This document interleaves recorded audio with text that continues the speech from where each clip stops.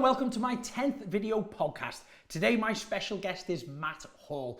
Matt has his own podcast called Success School, which helps enlighten and empower people to truly live their best and their personal and professional lives.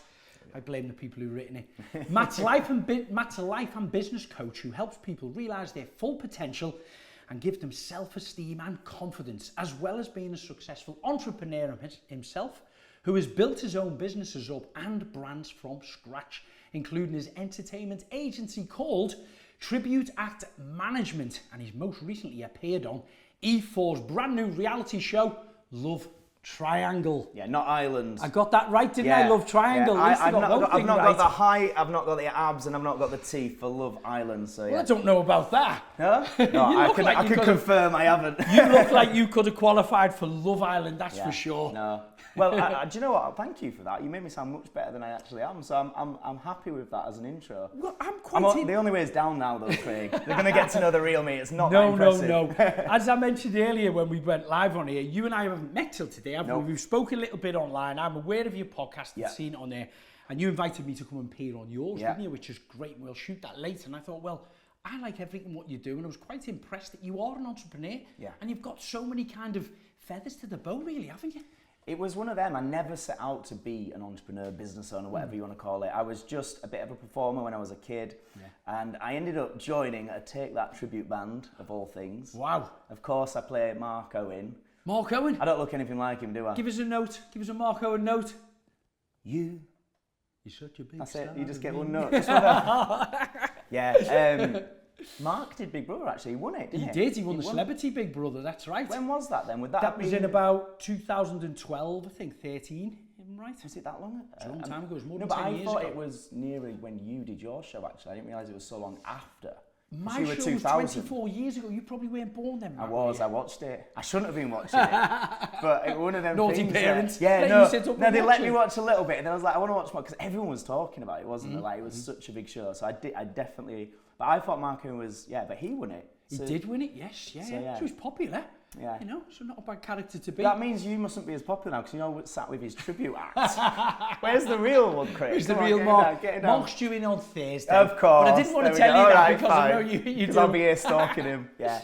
Yeah, okay. So I just joined the band. I was 17 when I joined that tribute band, and it was amazing, because you're 17, suddenly you're getting paid hundreds of pounds. Which was about the age of when Take That. They were all only about 17, weren't they, when they started? I think Robbie was about 15. Was he? Or 15, 16, he was really young. Wow. And yeah, we were just getting paid every weekend to basically sing to a load of girls. It was amazing, and get paid. And then the manager was a bit of an arsehole. Okay. We didn't like him, and we wanted to leave him. Yeah. And I just said, well, why don't I buy us some speakers? I'd done a bit of acting work, had a bit of money saved up, living with mum and dad, and I just was like, I'll just buy us some speakers. And by default, I started a business. I was just to manage us.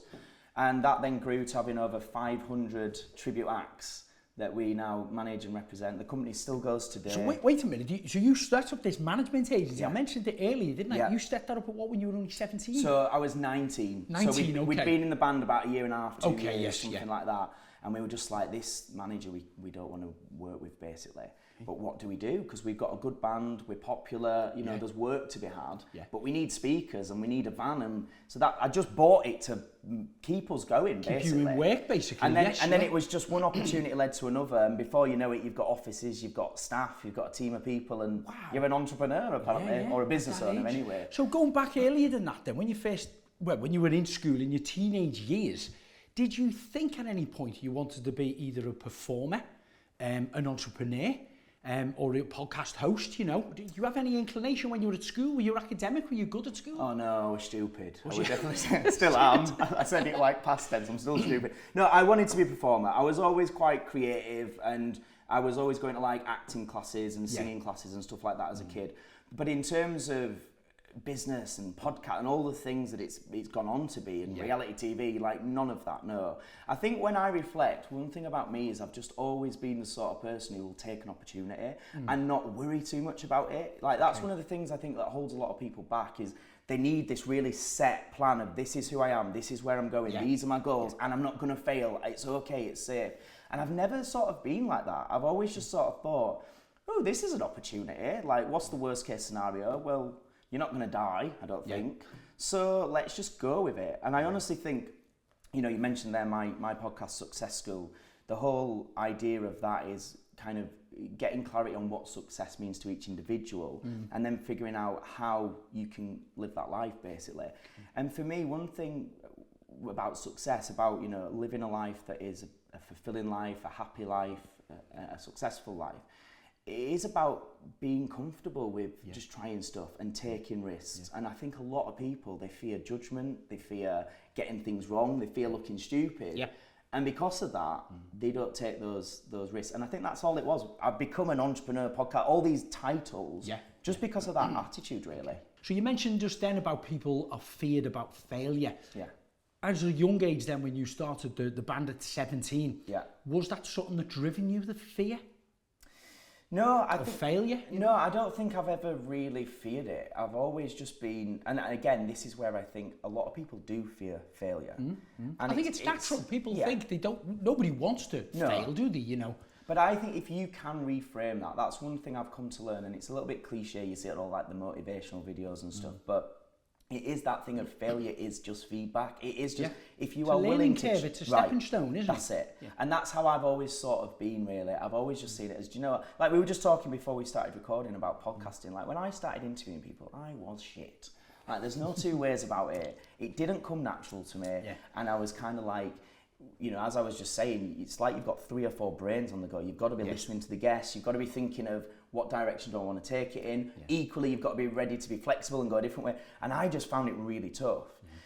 But because I was okay with being shit and just not quitting and just being like, well, do you know what? I'm learning every time I do it. That was probably only yourself thinking you were shit or telling yourself shit. Because we're our worst critics, right? Because we are personally our worst critics, but everyone else seeing you around you may not have been thinking that, you know. Sometimes you have your close mates who actually say, you were a bit shit then, you shouldn't have said this or done that, you know.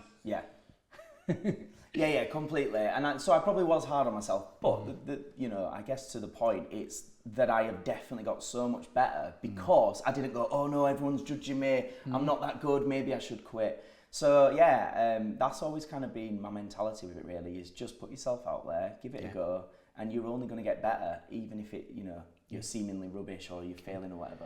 So at 19 then, you've now set this agency business up there. You're still gigging yourself, aren't you, pushing yourself out? Sure. How hard was it to get the first client to sign up with you, that you're going to represent them and give them work or get them work? How hard was that?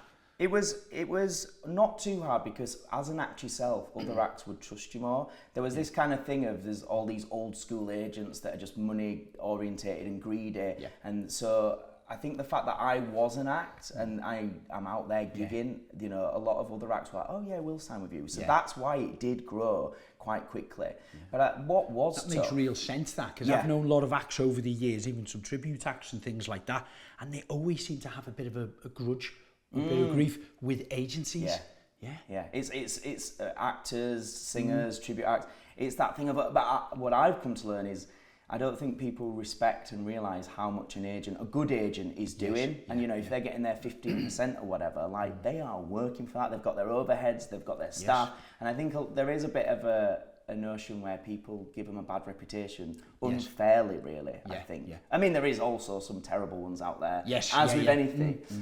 But what was hard for me was being 19, having no business experience, still out there gigging on the weekends and getting home at like 5 a.m, you know, travelling to Scotland or whatever.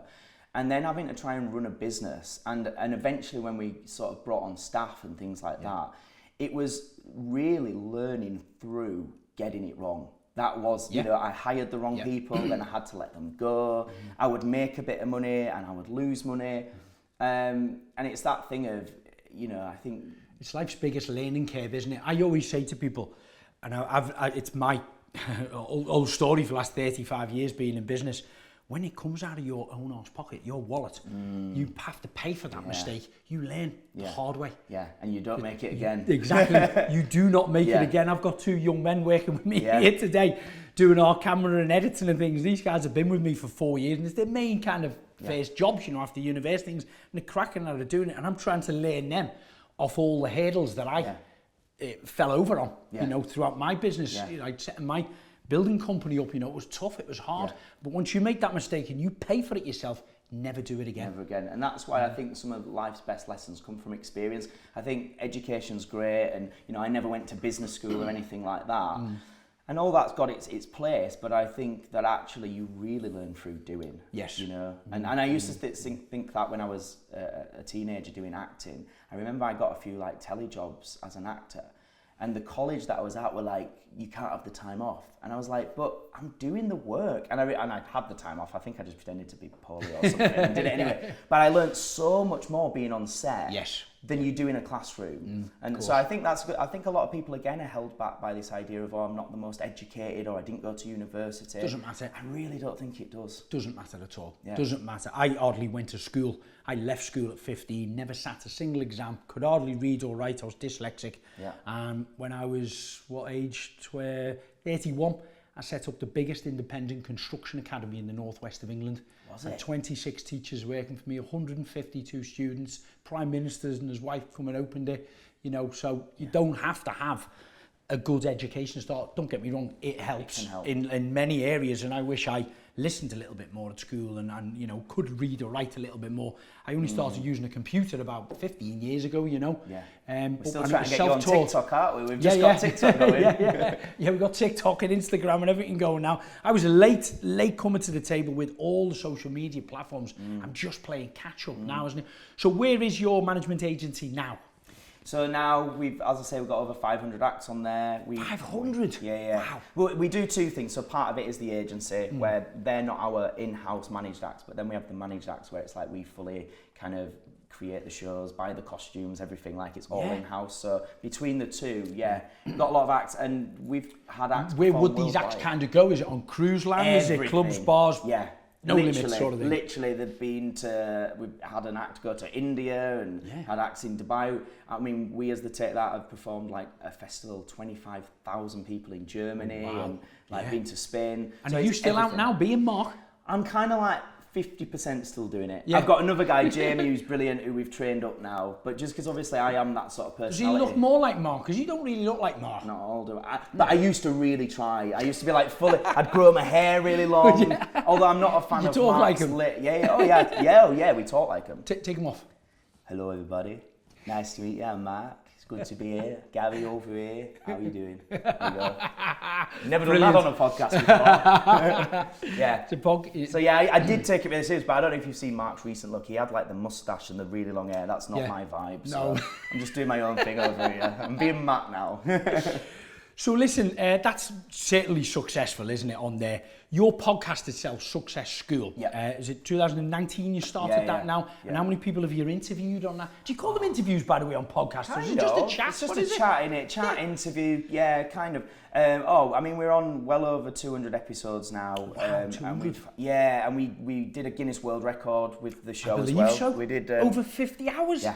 50 live hours is that? 3 hours non-stop doing this. Well, I only found out about that this morning. You burst my bubble. I'll tell you why. Go on. Because we were just about, we are still going to do it. Maybe we should get you involved. Laura's brother Ben has a fantastic video production company, far more advanced than what we have in London. And he does a lot of live events like for Apple Music and all things like that on stages. And he does a lot of live mixing and all the various different things, and he's offered to do us a live kind of podcast. However, when we thought about it, I thought, I have access to lots of celebrity friends, you know, you're only my 11th guest on here today, so I thought, I'll get a little bit more experience, I'll build myself up, and then... it's the 10th, Craig, by the way. The 10th is it? Oh, sorry, the 10th, yeah. He's adamant I'm going to be the 11th. We've got Rossi on this afternoon from Greatest Hits Radio. He's my 11th one. Yeah, he's my 11th. Anyway, I thought I can get, I've worked with many celebrities and I got access to them and hopefully would come down and see us. And I thought, well, let's do a marathon celebrity kind of podcast where we have them just rolling in literally every hour of the day. I don't know how long, and just see how long we could last for, to see how long go we could actually Listen, I'm happy to pass on the baton. If you could be the next one. Well, I don't know if I can compete with that. 51 hours. And you've been 53. in the Guinness Book of World Records twice. Yeah, no, it was just once, but we broke another record that wasn't an official Guinness one. Okay. Whilst doing it, because there was another, I can't even remember what that was now, to be fair, but there was some other record we officially broke, whatever. Well, I can trump that because I've been in the Guinness Book of World Records 3 times, I think. Oh, there you go. I'll get my coat now, shall I?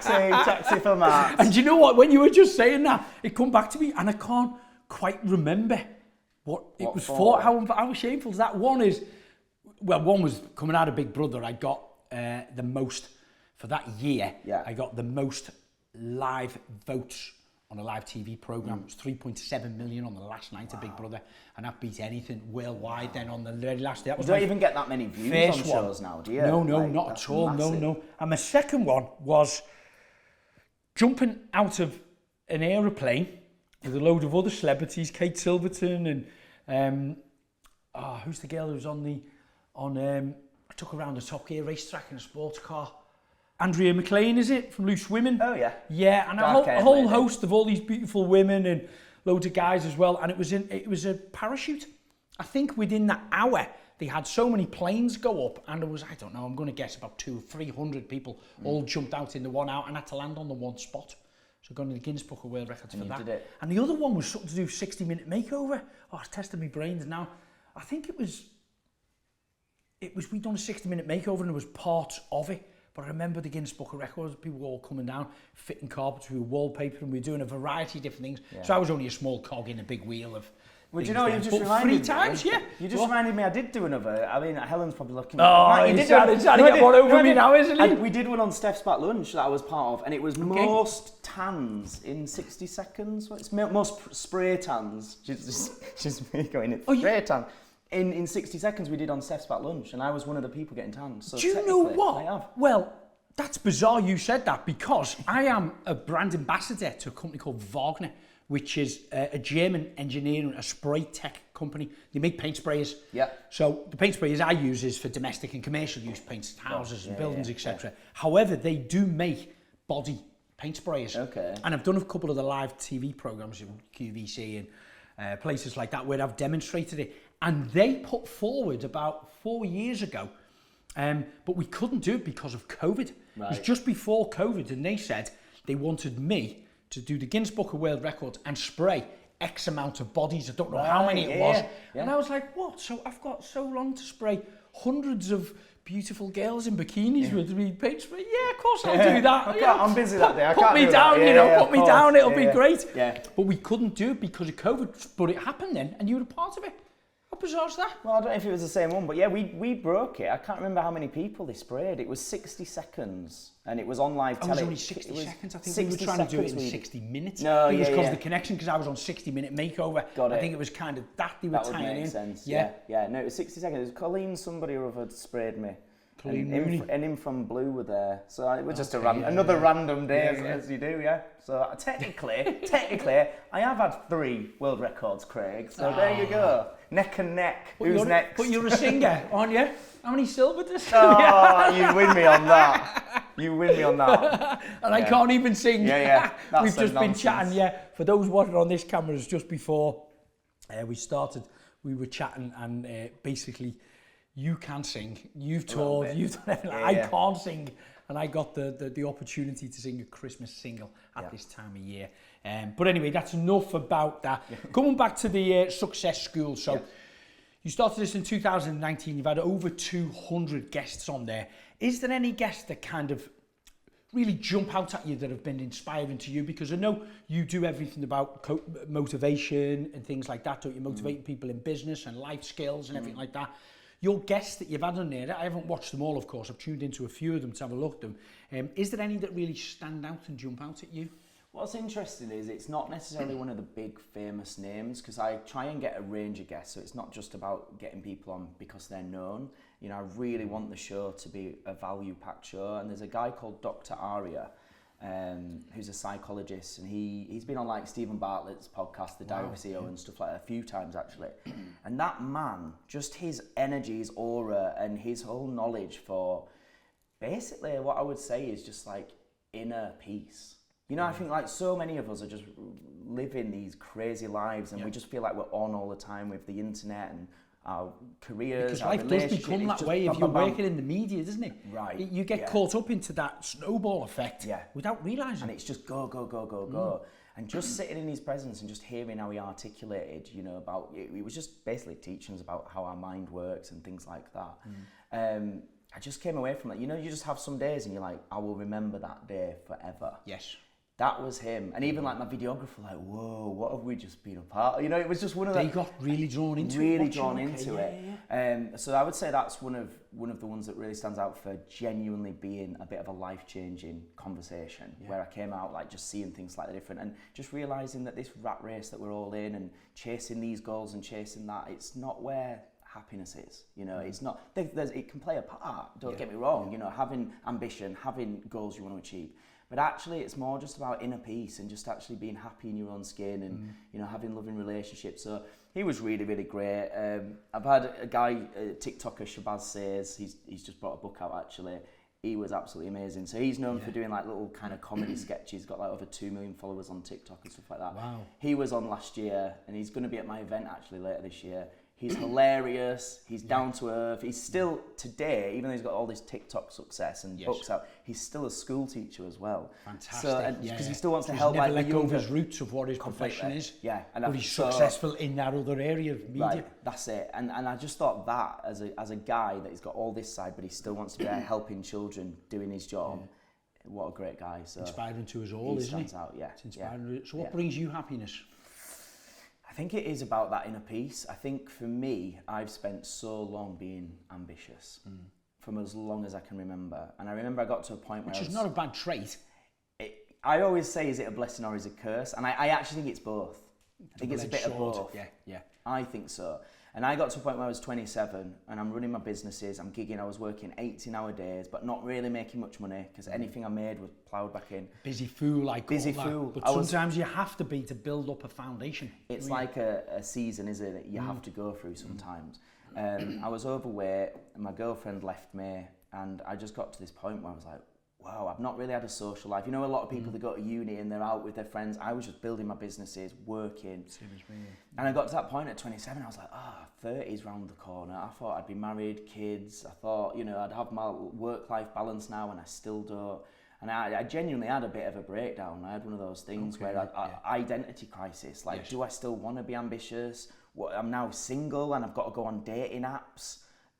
As a nearly 30-year-old man, like I didn't even know dating because it was like a 7-year relationship that ended. So it was just a really weird point in my life, and that was the time when I questioned everything, like what really is success. And I'd struggled on and off with my weight as well from being a teenager. I think like being around performing arts as a kid, it was very dog eat dog and very image based. It led to a lot of problems there for me. And so what I started to realise is, you know, all that superficial stuff and chasing money and chasing goals, actually, that's not success. Success is, can you get up every day and feel fulfilment? Can you be happy in your own skin? Warts and all, like be comfortable with your past and the mistakes you've made? Can you be comfortable with who you are, your body image, all these things? So for me, happiness, success, it's an inside thing. So what do you think the actual turning point of that was? For you to realise that? Did you have to scoop low, if you don't mind me saying low? What you're explaining to me there, you're sounding quite low. Did you have to get to a low point to understand? Yeah. I went to what I did, because I was quite an extreme person. I went from being all in extreme, chasing goals, not drinking, not partying, to then all in extreme, drinking, partying. Didn't even want my... I remember I used to come into my office some mornings still drunk from the night before. You know, hungover/drunk, and just like I didn't care about my business. I didn't want a business. I just completely flipped reverse. And neglected yourself and your surroundings. Completely. And then I was like, eventually after time, I was like, this isn't good either. Like neither extreme. Did you find you were hating people around you doing that? I had a relationship where I think I was very insecure within it, and so I think that I thought she was the problem, and actually it was probably 50-50. A lot of it is I hadn't done the work on myself. You probably couldn't identify that at the time. And now you're in a better headspace. Now I can see it for what it was. Sure. So I think there was a lot in that, and then it was, for me, I discovered podcasts, and it was learning about mindset and personal development, and it just started this catalyst of learning about basically, why are we here? What do we want out of life? What makes us happy? What is the purpose of And life? it was, and it's an ongoing journey today. I think it's important to say that. I think people can look at people on podcasts and think, oh, they've got all their stuff figured out now, they're the finished article. And I don't think anyone ever really is. No. As we go through different seasons of life, your values might shift, and what you wanted 10 years ago, you don't want now. Circumstances change. Correct. Yeah. And like for you, obviously, change, recently becoming a dad, like that's something I'm not, and I really want to be a dad. It's something I'd love to experience at some point. And I'm sure for you, like things start to shift, right? And what what you thought was important now maybe isn't as much, and things like that. So it just started the journey of figuring stuff out a little bit more. And now for me, it's a lot more about balance. I think whenever I hear people talking in extremes now, whether it be about nutrition, whether it be about politics, whatever, I always think if you're at an extreme end of a viewpoint, you're probably not right. Okay. I think the reality of stuff is more somewhere in the middle, a bit of both sides. Yeah. So for me, it's a lot about balance now. Yeah. What would you say are the key things that helped you find that balance? Obviously, the initial thing is, stop the drinking, stop letting people down, etc. What were the key things that you had to focus and work on to get yourself out to that low level? I think it sounds cliche, but I think we can't say it enough. It's asking for help. Okay. I think trying to do stuff on your own, you're only ever going to get so far. So for me, it was like I did some therapy and I got a coach and different things like that, and obviously spoke to friends, spoke to family. I think that's a big part for anybody that's in a place where they're not happy with where they are. Just trying to figure it out yourself, it's only going to be a slower process. Because you can become very narrow-minded yourself, can't you? And you can't always see it. You can't see the woods for the trees. You're very narrow-minded, and you need other people around you who may have experienced what you've done and dropped to levels levels, who've gone beyond it now. Yeah. You listen and learn from them sort of thing, can you? I think so. I think that's a big piece. And I also think there's a phrase that I say a lot of the people I work with laugh about, but I say, when you look after the basics will look after you. Yes. And what I sort of mean by that is just simple stuff like getting a good routine, going to bed at a good time, like getting sleep, looking at your exercise, just getting some basics in place. Yeah. We all feel better when we're well slept. We all feel better when we're eating well, when we're exercising well. So that was another part of it for me, is just starting to prioritise that stuff. Yeah. So small building blocks are the basic stuff to get into a routine. Yeah. Once you get into that routine, it's easier to train. Yeah. You're making the time to train, eat better, feel better, and then you can focus better on work then, can't you? Yeah. Focusing on work. And is that the type of things on your...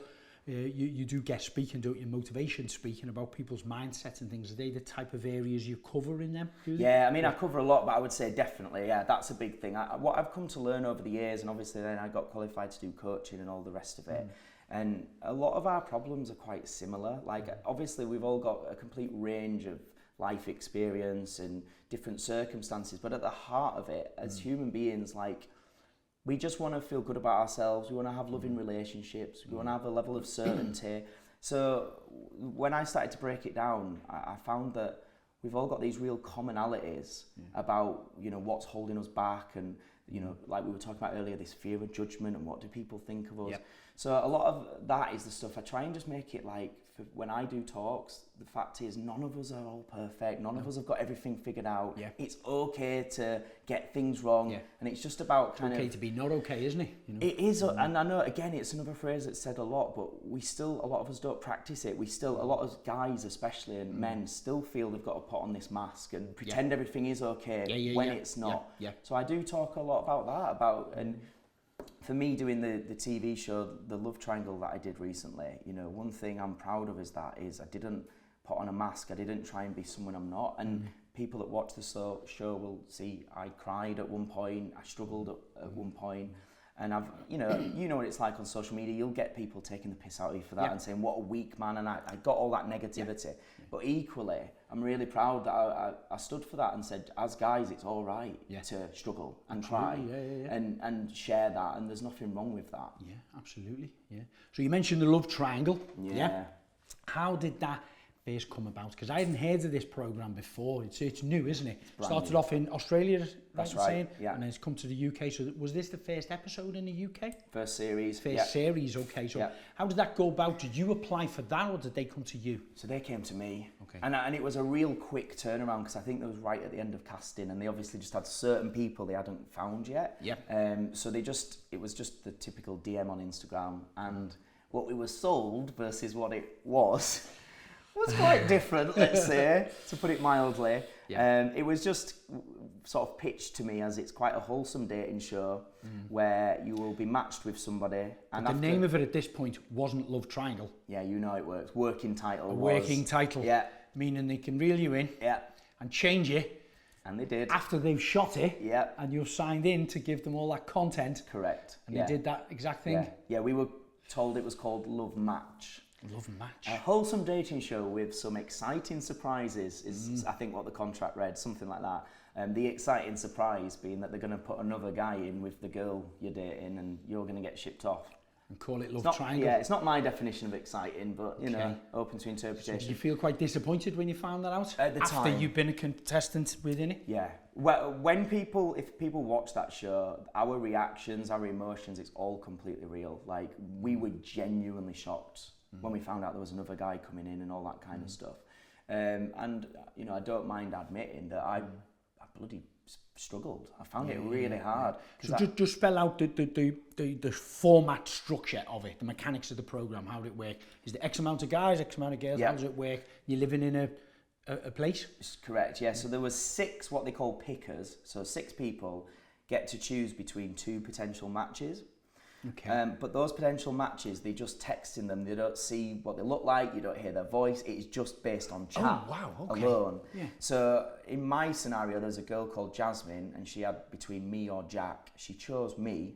We then go on a date, and then the next day we live together.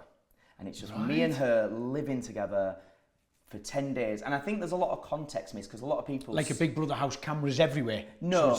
Okay. It's kind of more Married at First Sight where you've got a camera crew and they're setting up the shots, but you are genuinely living together every day. Wow. And the context gets lost because a lot of people watch that show and they're like, why were you so close so quickly? When you said a moment ago, the pickers picked them, are you talking about the production company who was selecting you together? No. Is your choice between the you guys on the show? The pickers are on the show and they've been given these 2 matches by production, basically, of which I'm one of them. But so we then move in together, and for those 10 days, I think the thing people don't realise is you don't go to work, you don't see your friends, you don't have any contact with the outside world. So 10 days, just you and a girl you've been matched with, living together, eating together, dating, filming together. Things intensify very quickly, or they can imagine do. so, yeah. And we genuinely got on, we genuinely had a connection. So if you think in the real world, if you go on a date with someone, you might go for a couple of hours, then you go home, then you go to work, you have a bit maybe of a text break. a bit, right. You have a bit of a break from that individual, from them cameras, that surroundings. Correct. You detach yourself. So for us, I think that 10 days, in reality, was more like where you'd be at after 4 or 5 months. Do you know what I mean? Like when you think, because everything So it's is accelerated just dramatically correct. in a way. So we had feelings, we were really close, and then boom, after 10 days, we get a text going, by the way, Matt, you're leaving, and another guy who's also her type on paper is going to be living with her. You're going to have zero contact. I then got sent off to Wales with some of the other people. When you say some of the other people with another date, no, she's now got a second date turning up, a potential date. And we didn't. We just had the other rejected ones. So I made some great mates with those 6. But we had no contact, and you just don't know what's going on. And as it turns out, spoiler alert, when I came back, her head had been turned. She then likes the other guy, and then the next twist is now we have to live together as a 3. You see, I've got a question that how kind of genuine is that? Because what you've just said then, and I agree with, that 10 days doesn't sound much to the general public outside as a relationship, but as you've very well experienced, that is massively accelerated because there is no break-in space. Yeah. You're there, and you said you start to get feelings for her. Yeah. And then all of a sudden, not from your choice, you've been detached to another area. She's now had another person put in, and of course the production company might get someone, a little bit taller, a little bit better looking, a little bit better body. They're all out there. And now she's got another full 10 days of really intensified life drama, relationship build-up. It's not personal to you. It's only natural that she's going to kind of forget about you a little bit because she's had all of this now equally accelerated, and she's already come off a high after that 10 days, and she's gone into am I right in saying another 10 days? Yeah, I think roughly, on that. Because you look at it as We've all had a relationship. I've had a relationship. We're married now. How long have we been married for? Lord, 7, 8 years. So let's say I've had a relationship 15 years ago. That was good. That was great at the time. We had fun. Years later, I've forgot about it. It doesn't mean nothing to me. Yeah. You know what I mean? Yeah. And I'm talking that's 10 or 15 years. But what you've got in that 10 days is so magnified. That's the word, yeah. Yeah. It really is magnified, isn't it? And that was really hard for us because we were still filming while we were away in this And place it's quite in cruel. Wales. You know, the production company, in my opinion, are building you up to shoot you down. Because it makes good telly. Of course really. it is. And do you that's feel the thing. used and abused from that till now? I mean, it's a bit strong to say used and abused, but there's definitely an element of, you just play your part in what makes for a dramatic, emotional rollercoaster. And I think when viewers are watching shows like that, they kind of watch it almost like they're watching Hollyoaks. They love the drama and the goodies and the baddies, but they forget that we're not actors playing a part. We're going in there as ourselves, and we genuinely don't know what's going to happen next. So I think it is that thing of it can be quite cruel, and and then everybody having an opinion on it, like they're just watching a TV drama when actually it's not, can feel quite cruel. And at the time, like I say, I found it really tough. I really did. Can I ask you why you went on it? Well, because at the time I was single and I was at a point in my life where I was happy with every area of my life, really. My businesses were doing well. I've got a great, my podcast and my community, I've got a good following. It wasn't, I'll do telly for fame and fortune. It was more, the one area of my life I'm struggling is dating. Okay. And I find it nerve-wracking and I get a bit shy and it doesn't come natural to me. And one of the things in terms of practice what you preach that I always say to people is get out of your comfort zone. If someone gives you an opportunity that's going to really challenge you and make you feel uncomfortable, it's probably a good thing. It's going to push you. And that's kind of how I was looking at it is, well, nothing else is working with the dating world. And people always ask that question, did you genuinely think you were going to find love? I was open to it, yeah. You were in hope to find love. And I was going in for that. And the TV and everything after, I was like, that's cool, that'll be a bonus if something comes of it. But that wasn't my reason, my number one reason. It was to go, let me just challenge myself, put myself out of my comfort zone and hopefully maybe find the one. And where are you now? I know the show's ended a couple of weeks ago, hasn't it? Yeah. Did you find love? Absolutely not, no. No. Yeah, naive me. I mean, anyone could have probably told me that, Matt, you're going on a reality show, you will not find love. No, I mean, Jazz and I are still in contact, we're still friends, and I still have, respect for her and vice versa, because we went through an experience that wasn't normal, wasn't very nice. Is she still with number 2 who coming after you? No, they never really were. They ended it where she picked him, but it was more just a bit of a TV thing where they got on, but then it didn't work in reality with the distance and stuff like that.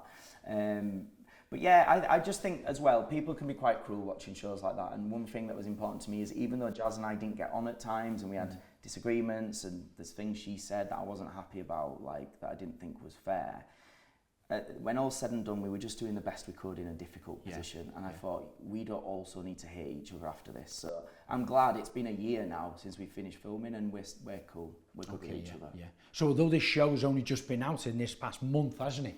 It was over a year ago when it was actually shot. It was literally a year now. And do you feel as if you were fairly represented by the production company? Yeah, I mean, they definitely are smart with their edits, let's put it that way. Very clever. Very clever. And dangerous. They can be dangerous with their edits. They can be. And so towards the end of the show, me and Jazz were just done. I didn't want her, she didn't want me, but we were amicable. But the way they edited it, because they wanted this final episode of who's she going to choose, they did make it seem like there was still a chance. There was even things like I said, there's like banter in the final decision. I was like, ooh, I think you're going to pick me, aren't you? So they, as a production company, are building up the jeopardy for the viewer. For that final. This is on a knife's edge. Is it going to be Matt or is it going to be number 2? Yeah. Yeah. But you already knew straight away. I was done. She's made her mind up. Yeah. You've gone, parted. Well, I even said it while we were filming. I went, I wonder who you're going to choose. And they went, cut, Matt, you can't say that. And I was like, oh. And that was the first inkling. I was like, you've got a narrative here that you want to film, and that's not actually true. But I get it. It's TV. I understand it. That was your first kind of experience of reality TV, wasn't it? Reality TV in quotations. It's not quite real. Yeah. It's about as far away from reality TV. When I first went on Big Brother, and it was, probably the founder or the foundations of reality TV, that a lot of other things continued off from. it was a little bit more genuine. We weren't kind of structured in a way where we were told to do stuff or things set up. We were thrown in a house as a social experiment to see how it evolved out. Then they started to pick out our personalities and our individuals and what we were up to and what we were doing, which got the airtime, but they didn't really have, I would say, even the experience or the savviness of being able to edit it that much to create the drama. It did happen with Nasty Nick and things like that, but they didn't quite have it. From your experience in there now, would you go on another reality program? It's another of those never say nevers. I'm not in a rush to do it, let's say. And whether I'd do dating again, probably not, because, it was just, when you're putting your heart into something and then you're getting rejected on TV, it's not a pleasant thing.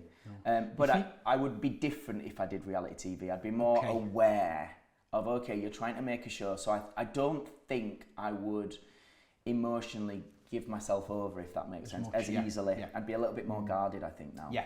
You were more naive, so vulnerable. Correct. To be in there, really, Would you say overall you're quite disappointed with the turnout then, from it? No. It is what it is. I think at the time I was, when we filmed it, and when I first finished filming, I spoke to my parents and I said, I never regret anything in life. I think everything is lessons and you learn from it. And I said to my mum and dad, which bless them, because this must have really worried them, because then they had to wait a year to watch it. But I said, I think this might be the first thing I really regret. Did you say that to them? Yeah. Okay, yeah. I said it could be. And then actually what happened is we went and filmed a reunion about 3 months later, and we got to see some bits. And that helped me, because I was like, actually, what I'm seeing on screen is me being me, which is not a perfect human. Sometimes I'm funny, but sometimes I'm shy. Sometimes I'm emotional. But I just saw that and I thought, but it's who I am. Yeah. And I'm all right with that. Yeah, and that was the thing where I was like, it's okay. And I don't regret it now. What advice would you give to people? Because I've been stopped a million times in the street and said, Craig, I've applied for Big Brother. What advice can you give me? What advice would you give to someone?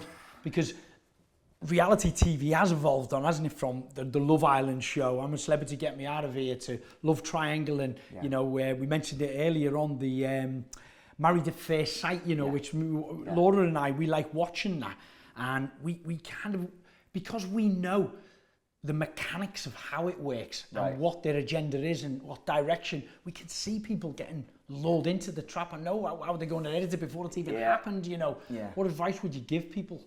Other than don't do it, it's just not worth it. I would say make sure you are a mentally strong person. Yes. I consider myself relatively strong. I feel like what we were talking about earlier, I've done a lot of work on myself. And yet in that environment, when you've no friends, family, and you know it's not normal and you're getting all these shocks and twists and turns, I really, really struggled. Yes. And a lot of people did. As much as they've got the welfare team and, you know, they've got like a psychologist you can speak to, and there's a lot of support there, you know, it still is tough filming something like that. So I would just say, like, be careful. Like, if you're going to do something like that, you need to be a mentally strong person. Approach and it's not with for caution. Do your research. And probably watch more podcasts of people like you and I who have experienced it firsthand, who's open now and can talk about it genuinely, you know. Yeah, absolutely. So what's next for Matt then? So, I mean, more of the same. I'm just very open at the moment. You know, there might be more TV opportunities. Great, I'm open to that. But my main and if thing... any women want to slip into his DMs, they're welcome. I can't have any more. Honestly, I can't even tell you. It's been the maddest experience. Is it? When you do a dating show and it ends where you're single. That night, bing, bing, bing, bing, bing, bing, bing. I was like, oh my God. So you have to have your secretary, did you, to skim through them? I've got 3 phones now with all WhatsApps going. No, I haven't really. Did you get a stalker? Have you got a baby reindeer? Well, not that. No, not yet. Not yet. Although there was one girl I spoke to a little bit, and I didn't really reply for her for a day, and then she was like, "Are you ignoring me now?" I was like, my God, I don't even know you. I was just being polite more than anything. Do you know what I mean? So there is interesting people out there. But yeah, for me, it's more my podcast. I'm you know, still wanting to really push the podcast because I love doing that. I love conversations like this, getting to meet people and know more about them. And then we've got a live event happening in Leeds, which I'm really excited about. Oh wow, what's that about? So that's going to be happening on the 7th of July. And basically it's a networking sort of business mindset, self-development kind of session, or day should I say, and I've got a few different speakers there, Okay. You know, and it'll just That be you've really hired and brought on for your event. Okay, yeah. All the speakers have been on my podcast before as well. So where can we find out more details about this? So if they just go on Eventbrite and type in enhance your brand, that's what the event is called. Great. And get down. Yeah. We'll put all them links at the bottom in the description as well, so make sure you do check them out. Is there anything else we can chat about or you want to promote? No, I think that's the main thing. But just to say, like, thank you for having me, because I think Pleasure. a lot of people, especially when you've done reality TV, and you'll know this, people might have a certain, you know, perception of you, let's say. And I mean, a lot of my feedback has been really nice, to be fair. A lot of people just saying like, oh, you're such a nice guy, you're a gentleman, stuff like that. But I think long form chats like this, where you get to actually talk, is where people get to know the real you. The real person, yes. And hopefully people don't think I'm that much of a dickhead, hopefully. We'll see. Well, the jury's out. We can safely say we certainly don't think you're a dickhead at all, Matt. Thank you. It's been an absolute pleasure chatting to you. Thank you very much for coming down to our Thank you, bar. mate. Yeah. Really enjoyed that.